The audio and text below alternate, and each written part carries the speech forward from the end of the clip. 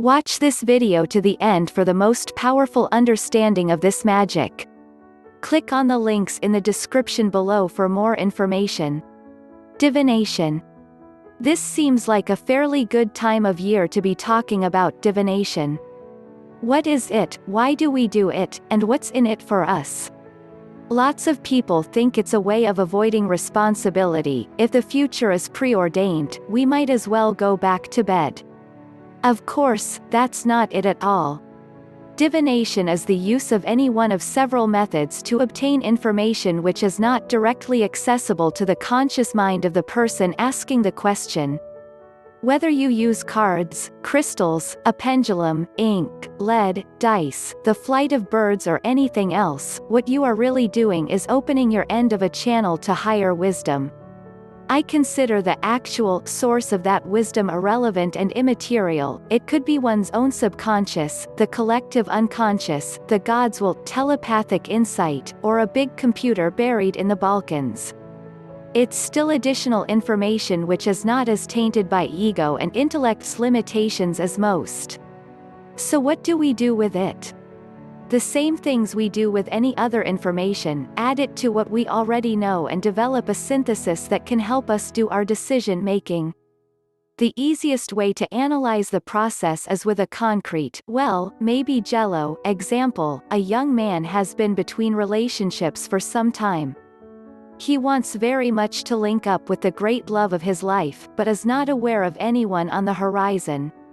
He is putting himself in a position to meet new people, presenting himself as attractively as he can, and generally taking care of business, but no results.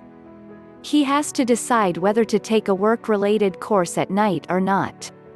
It will take a lot of time and there are not likely to be any women attending.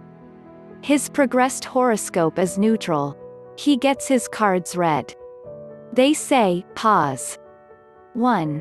Nothing at all about love, but a lot about skilled craftsmanship and satisfaction through work.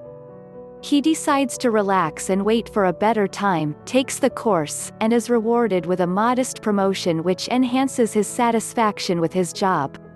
2. A lot about increasing social activities, leading to the start of a new romance, leading to great happiness and satisfaction after some difficulties are resolved. He does not take the course, and meets a really nice interesting lady at a party given by a friend, which he couldn't have attended had he taken the course.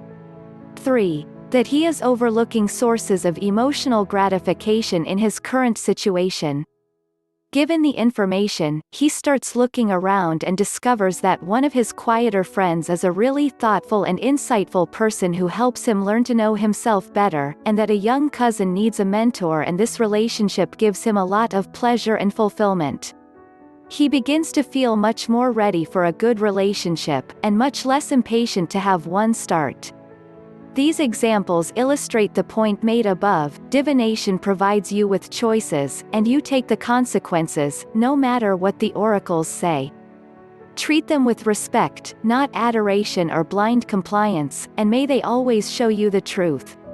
For more information on divination, witchcraft, spells, magic, and more, click on the resource links below in the description.